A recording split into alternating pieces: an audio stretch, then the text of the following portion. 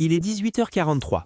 Votre rendez-vous était fixé à 18h pile. À l'instant, votre ami vient de vous envoyer ce message classique. Je pars maintenant. Pourtant, dans le dialecte secret des retardataires, nous savons tous ce que cela signifie réellement. Il n'a probablement pas encore enfilé son pantalon. Mais au-delà de l'agacement, le retard chronique n'est pas qu'une simple faille d'organisation. C'est une architecture mentale. Une structure psychologique profonde qui transforme l'heure d'arrivée en une vague suggestion. On peut distinguer 3 profils types qui habitent ce décalage temporel. 1. L'architecte de l'utopie. Ce premier profil vit dans une distorsion de la réalité.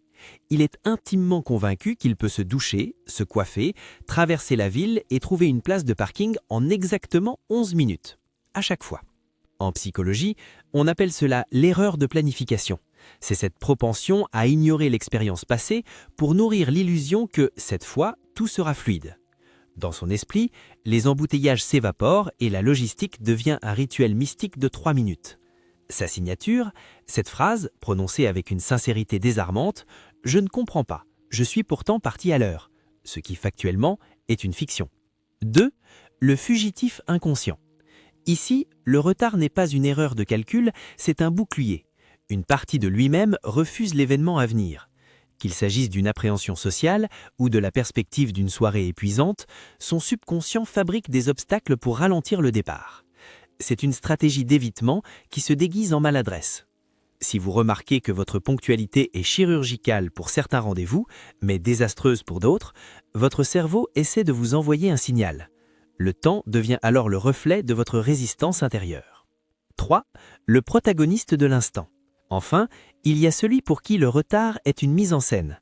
Inconsciemment, il recherche cette micro-décharge d'adrénaline que procure une entrée remarquée. C'est une question de hiérarchie sociale perçue.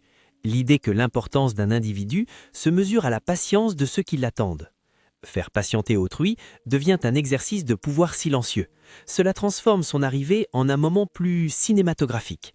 Pour lui, le temps des autres est le décor de sa propre narration. En conclusion, que vous soyez un utopiste qui défie les lois de la physique, un fugitif qui s'ignore ou un protagoniste en quête de lumière, il est peut-être temps d'affronter votre propre miroir. D'ailleurs, si vous m'écoutez encore au lieu de finir vos préparatifs, c'est que vous êtes déjà hors délai. Alors, par pitié, allez mettre ce pantalon.